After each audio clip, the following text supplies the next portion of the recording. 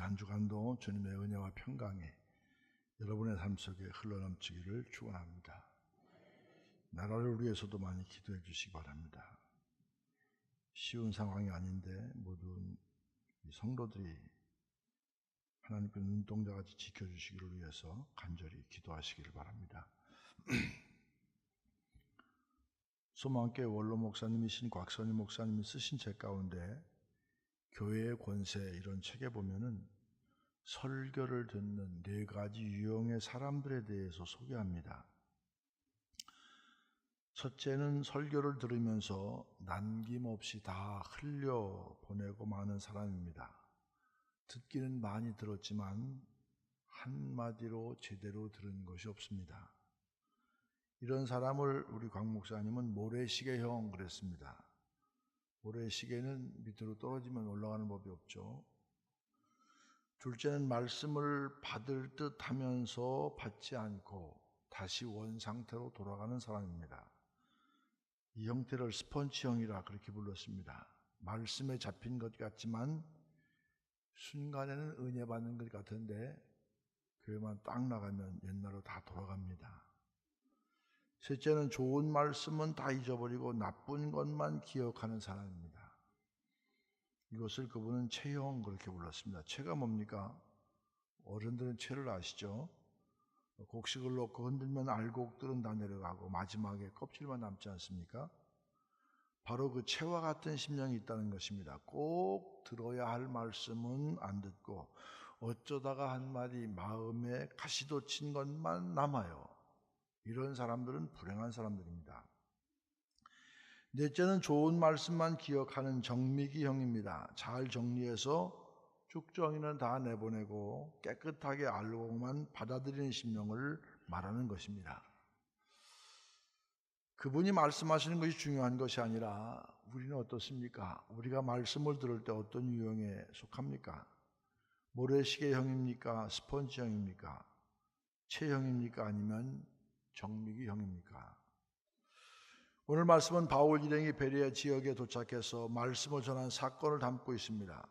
12절에 보면은 베레아에서 복음을 전한 결실이 어떠했는지 기록하고 있는데 사도행전 17장 12절 같이 한번 읽겠습니다. 그 중에 믿는 사람이 많고 또 헬라의 귀부인과 남자가 적지 아니하나. 왜 베레아에서는 데살로니가에서와 똑같이 복음을 전했는데 데살로니가 사람들은 핍박을 하고 이 야단을 쳐서 도망왔는데 피해왔는데 왜 이 베레아에서는 똑같은 복음을 전했는데 믿는 사람이 많고 그 중에 헬라 부인 귀부인과 남자까지 많이 믿게 되었을까요? 그 비밀은 바로 베레아 사람들이 말씀을 받는 태도가 남달랐기 때문입니다. 오늘 이 말씀을 통해서 베레아 지역 사람들의 특성을 살펴보면서 우리는 어떻게 말씀을 받아야 하는지를 깊이 깨우치는 은혜가 있으시기를 바랍니다. 첫째, 너그러운 마음으로 말씀을 받아야 합니다. 바울과 실라는 데살로니가에서 생명의 위협에 시달렸고 그러자 그곳에 믿음의 형제들은 그들을 베레아로 피난시킵니다. 베레아는 데살로니가에서 남서쪽으로 약 80여 킬로 떨어진 마게도냐 평원 남쪽의 조그마한 언덕에 위치한 도시로서 많은 인구가 거주하고 있었지만 정치적으로 큰 비중을 차지하는 도시는 아니었습니다. 지금도 이곳에 가면 아주 분위기가 좋습니다. 영상 촬영할 때 아침 해가 뜨자마자 촬영하고 다음 촬영지가 바빠서 그냥 바로 출발하느냐고 별로 못 그랬는데 제가 아쉬운 게 있어요. 꼭 커피 한 잔 먹으면 기분 좋을 그런 분위기가 바로 이 베레아입니다. 영상 한번 보시겠습니다.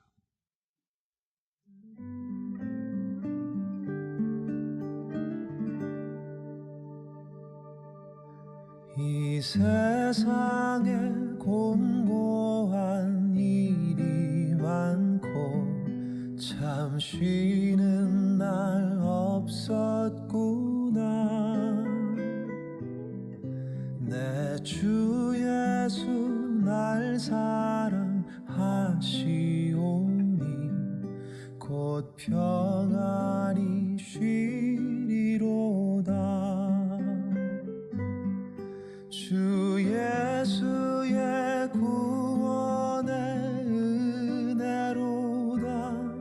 참 기쁘고 즐겁구나. 그 은혜를 영원히 누리겠네. 곧 평안히 쉬리로다.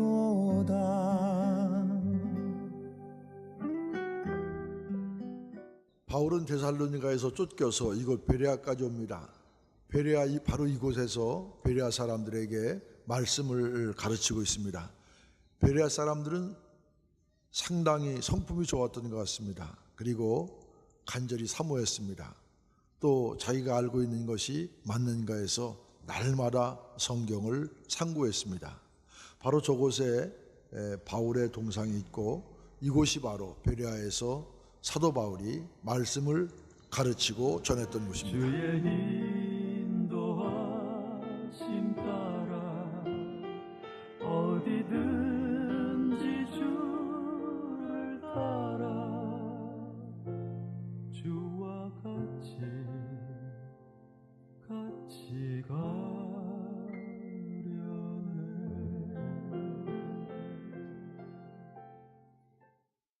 11절 말씀 보면은 베레아 사람들의 특성에 대해서 기록하고 있는데 우리 11절 말씀을 한 목소리로 같이 읽어보겠습니다. 베레아에 있는 사람들은 데살로니가에 있는 사람들보다 더 너그러워서 간절한 마음으로 말씀을 받고 이것이 그런가 하여 날마다 성경을 상고하므로. 이 구절에서 드러난 베레아 사람들의 첫 번째 특징이 무엇입니까? 너그러웠다 그랬습니다. 너그럽다는 것은 마음이 넓고 아량이 있다 그런 뜻입니다. 어떤 이야기를 해도 날카롭게 반응하는 사람이 있습니다. 마음의 송곳을 품고 사는 사람과 같습니다. 또 상처 주는 이야기, 아픔을 주는 이야기를 거침없이 해야 됩니다. 그러면서 자신은 솔직할 뿐 뒤끝은 없다 그렇게 얘기합니다. 남은 벌써 다 상처를 받았는데. 여러분, 솔직하지 말라는 것이 아닙니다. 솔직하되 상대방의 입장을 충분히 고려할 줄 알아야 한다 이 말입니다. 이런 상대방을 충분히 고려하고 수용하는 마음, 이 마음이 바로 너그러운 마음입니다.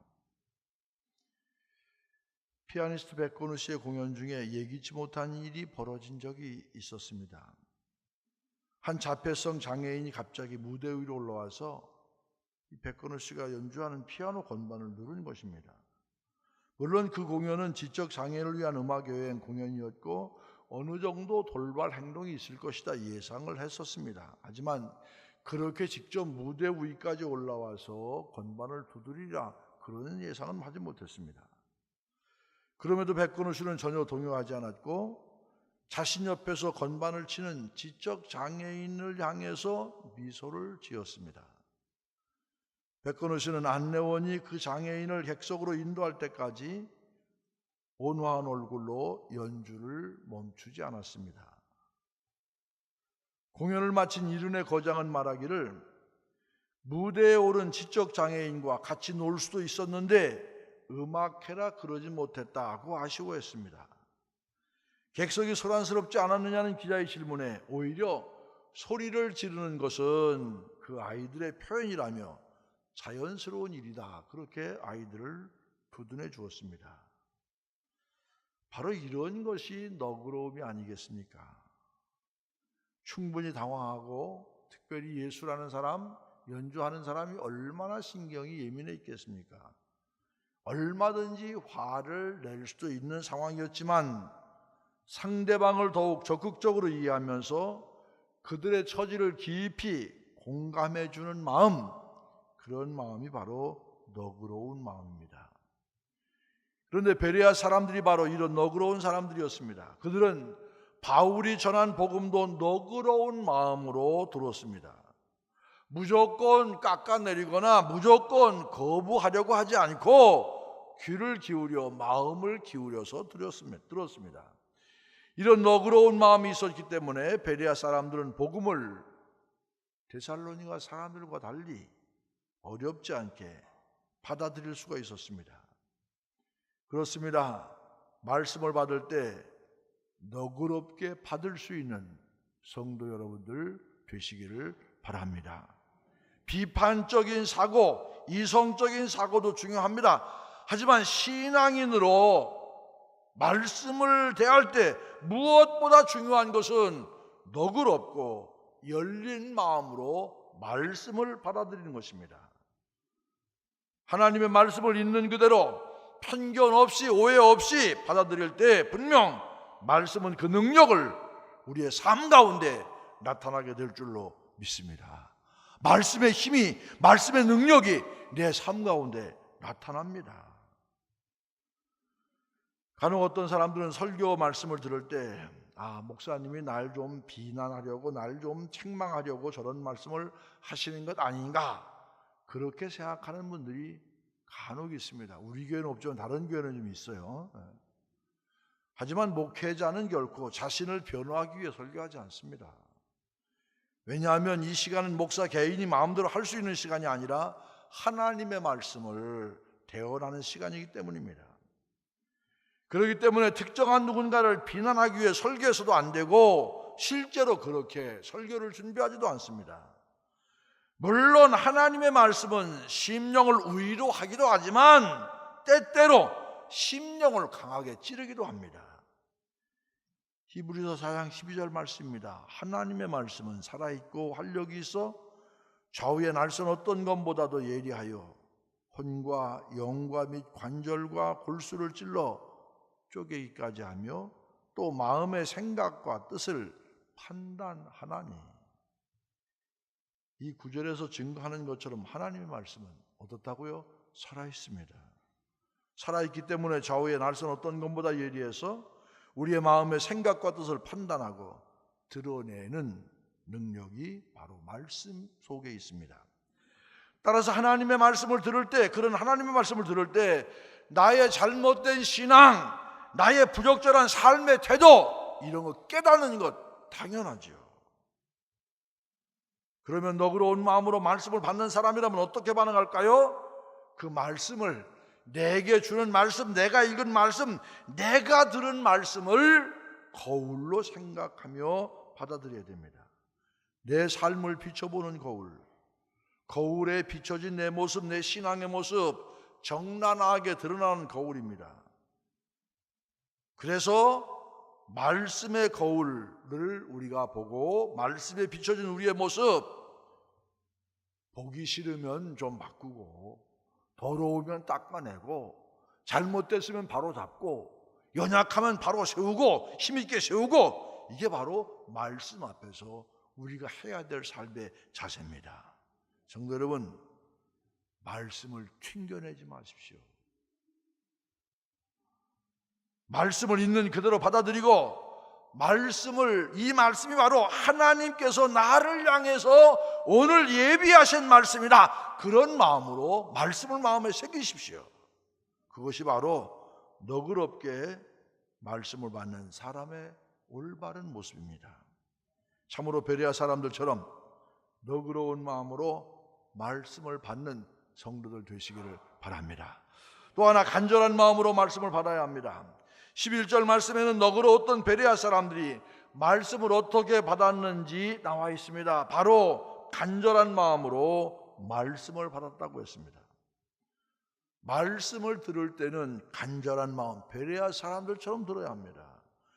간절한 마음으로 집중해서 들을 때 분명 오늘 나를 향하신 하나님의 말씀이구나, 집중해서 말씀을 들을 때 바로 이 말씀은 나의 삶을 깨우는 말씀, 나의 삶을 살리는 말씀, 나의 삶을 바로 세우는 말씀이 될 것입니다. 요즘 우리는 말씀이 너무 흔한 시대를 살고 있습니다. TV만 켜도 유명한 목사님 설교가 24시간 나옵니다. 인터넷 들어가면 자신이 듣고 싶은 설교 언제든지 골라 들을 수 있습니다. 팟캐스트를 이용하면 자동으로 목사님 설교가 내 스마트폰에 저장되는 편리한 시대를 살고 있습니다. 요즘 우리가 그런 말씀의 홍수 속에 살아가고 있습니다. 우리가 이렇게 24시간 말씀을 들을 수 있는 시대가 되다 보니 오히려 말씀에 대한 간절함이 점점 사라지고 있습니다.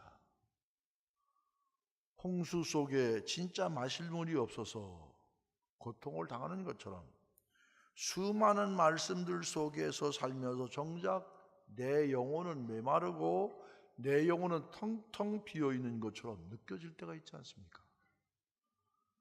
어떻게 해야 됩니까? 무엇보다 말씀에 대한 간절함을 회복하시기를 바랍니다.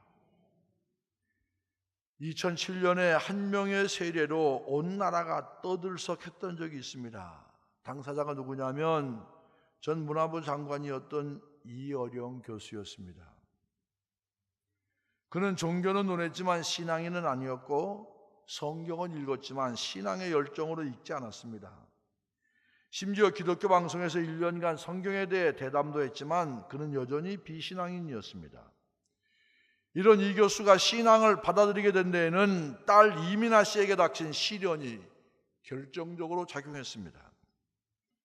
딸 이민아 씨는 미국으로 유학을 가서 어렵게 공부한 끝에 변호사가 되었습니다. 한때 로스앤젤레스 지방의 검사로 활약하면서 청소년 마약 문제를 다루기도 했습니다. 아버지에게는 자랑스러운 딸이었고 교민사회에서는 성공한 한인이었습니다. 그런 이민아 씨에게 시련이 닥친 것은 1992년 갑상선암으로 판정을 받은 뒤부터였습니다. 수술을 했지만 1996년과 1999년 두 차례에 걸쳐서 암이 재발했습니다. 불행은 거기서 그치지 않았습니다. 유치원에 들어간 둘째 아들이 특수 자폐 아동으로 판정을 받으면서 지난 10년간 얼마나 많이 울었는지 울지 않고 잠든 적이 거의 없습니다. 이렇게 고백했습니다. 더군다나 하와이에 거주할 때 이민아 씨의 망막이 파열되어서 시력을 잃을 위기가 되었습니다. 위기에 처했습니다. 이때 하와이까지 딸을 보러 찾아간 이어령 교수는 딸을 보니까 너무 가슴이 찢어집니다. 그래서 그곳에 있는 한 작은 교회에서 무릎을 꿇습니다. 두드리라 그리하면 너에게 열릴 것이니 라는 성경 말씀을 붙잡고 딸을 생각하면서 피가 마르는 심정으로 간절히 하나님께 기도합니다. 하나님, 내 딸의 눈을 낫게만 해주시면 주님의 부르심에 따라 사역을 하겠습니다. 처음으로 주님께 결단하며 기도합니다. 이후 딸과 함께 한국에 돌아와서 검사를 다시 했습니다. 그런데 놀랍게도 망막이 나았다는 진단 결과를 받게 됩니다. 의사는 오히려 혹시 미국 사람이 영어를 빨리 해서 잘못 알아들은 것 아닙니까? 되물을 정도였습니다. 이 놀라운 체험 이후에 이어령 교수는 그의 나이 73세에 공개적으로 세례를 받았습니다. 세례를 받은 직후 이 교수는 이렇게 말합니다. 자연으로 태어났을 때의 기억은 없지만 신령으로 영성으로 태어나는 오늘의 기억은 영원히 남을 것이다. 이어령 교수는 한 인터뷰에서 이렇게 이야기합니다. 기독교는 사막의 종교잖아요. 암사슴이 샘물을 갈구하는 것처럼 그 바탕에는 갈구가 있어요. 지성의 삶은 영성을 끊임없이 방해하지만 그래서 갈구하는 마음이 커지는 겁니다.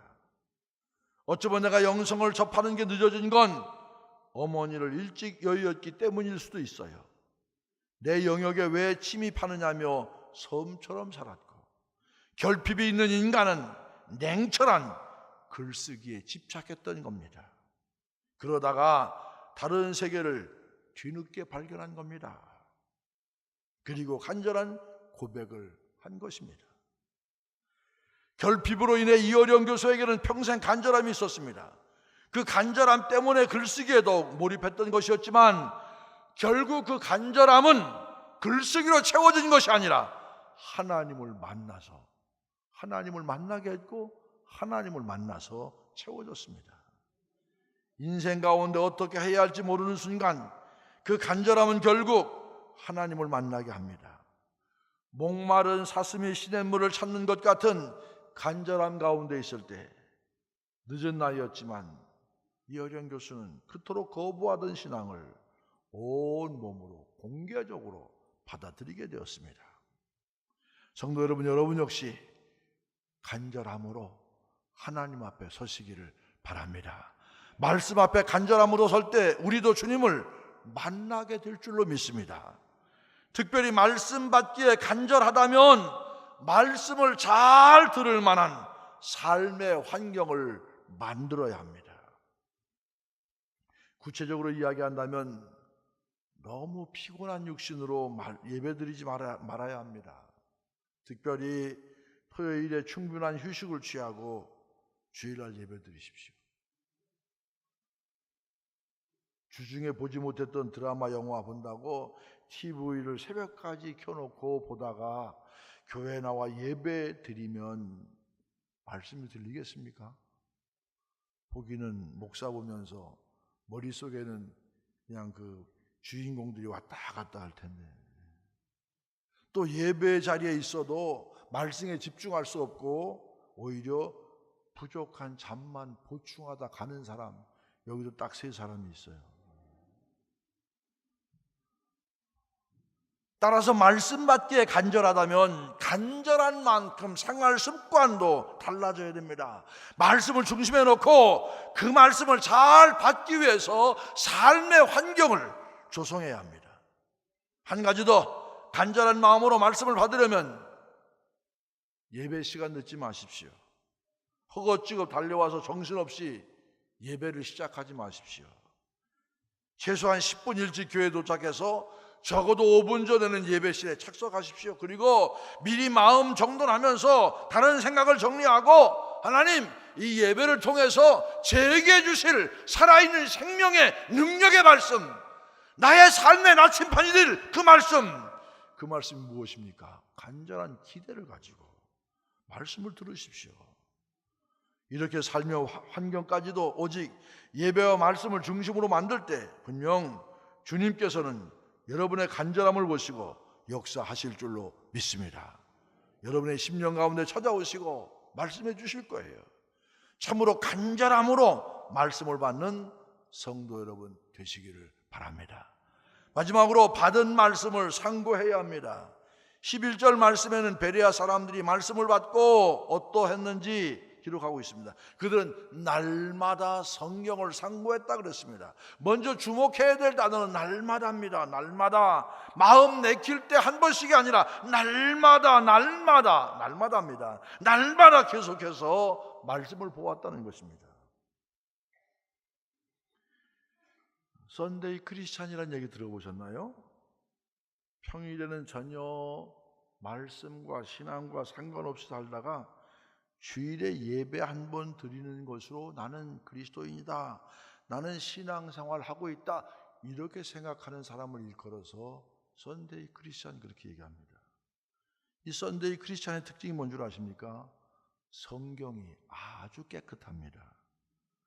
성경을 귀하게 여겨서 깨끗하게 보관하는 것이 아니라 평소에는 전혀 성경을 만져보지도 않다가 주일 되면 일주일 뭐든 이제 툭 털어가지고 그리고 갖고 나오고, 그리고 예배 끝나고 나면 탁 덮어서 갖다 놔요. 그래서 이런 교인을 툭탁 교인 그렇게 얘기합니다. 성경책이 아주 깨끗해요. 그런데 요새는 이것도 한물 같습니다. 넓은 스크린에 성경 말씀 다 보여주지요. 또 이제 웬만한 스마트폰에는 성경 어플이 다 있기 때문에 선데이 크리스찬은 더 이상 성경책 들고 다니지 않습니다. 그냥 스마트폰 하나 딱 들고 교회에 옵니다. 스마트폰만 들고 교회에 올 수도 있지요. 제가 그것을 비난하려는 것은 아닙니다. 여러분, 스마트폰에 성경 어플을 깔았다면 언제든지 마음만 먹으면 볼 수 있다는 얘기 아닙니까? 이전보다 더 성경을 가까이 하기에 좋은 그런 환경 아닙니까? 그런데 과거보다 훨씬 더 성경을 가까이 할 수 있는 좋은 환경이었지만 전혀 그런 데 사용하지 않고 주일 예배 때만 겨우 사용한다면 너무 아까운 일 아닙니까? 근데 베레아 성도들은 날마다 말씀을 읽는 것으로 그치지 않았습니다. 그들은 성경을 상고했다 그랬습니다. 상고하다는 단어, 헬라어로 아나크리노라는 말은 자세하게 골라내다, 탐색하다, 조사하다, 그런 뜻입니다.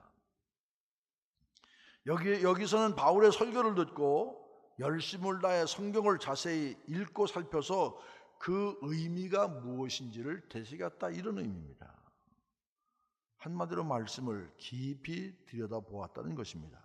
그냥 스쳐 지나가듯 읽는 것이 아니라 그 말씀이 참으로 맞는 말씀인지, 그 말씀이 나에게 어떤 의미가 있는지, 나에게 이 말씀을 통해서 내가 무엇을 하라고 주님께서 원하시는지 꼼꼼히 생각하며 읽었다, 이 얘기입니다. 바울이 전한 이야기가 정말 성경에 기록되어 있는 말씀인지 살펴보면서 베레아 성도들은 성경을 읽었습니다. 기독교 전통에는 렉시오 디비나라는 오래된 성경 읽기 방법이 있습니다. 렉시오 디비나를 문자 그대로 번역하면 거룩한 독서, 그런 뜻입니다. 헬리나 웬도 말하기를 렉시오 디비나란 성경을 거룩하게 또는 경건하게 읽는 것이다라고 말합니다. 성경은 정보를 전하는 책이라기보다는 우리의 영성을 빚어주는 책입니다. 그래서 성경을 읽을 때 분석하고 토론의 대상으로 읽는 것은 성경을 제대로 읽는 것이 아닙니다. 오히려 우리에게 영적인 영양분을 공급해주는 책으로 머리와 가슴을 이어주는 책이라 할 수 있습니다. 이런 렉시오 디비나 거룩한 성경 독서가 바로 베레아 사람들이 성경을 대했던 태도라고 할 수 있습니다. 성도 여러분, 성경을 매일매일 상고하시기를 바랍니다. 말씀에 깊이 들어가시기 바랍니다. 처음 이야기했던 모래시계처럼 말씀을 그냥 흘려보내지 마십시오. 여러분 마음 가운데 깊이 새겨서 그 말씀을 기억하고 다시 되새겨서 깊이 감추어진 영적인 샘물을 길어 올리십시오. 그리고 그 물을 마시십시오. 머리로 대충 이해하려 하지 마시고 마음으로 말씀을 만나 말씀이 바로 나의 심령, 나의 영혼, 나의 삶을 변화시킬 수 있도록 하십시오. 오늘 베레아 사람들이 너그러워서 간절한 마음으로 말씀을 받아 날마다 성경을 상고하여 놀라운 복음의 역사가 그 속에서 일어난 것처럼 성도 여러분 역시 말씀을 깊이 깨달아 삶과 인생이 달라지는 역사가 매일같이 여러분 가운데 일어나게 되시기를 주님의 이름으로 간절히 축원을 드립니다.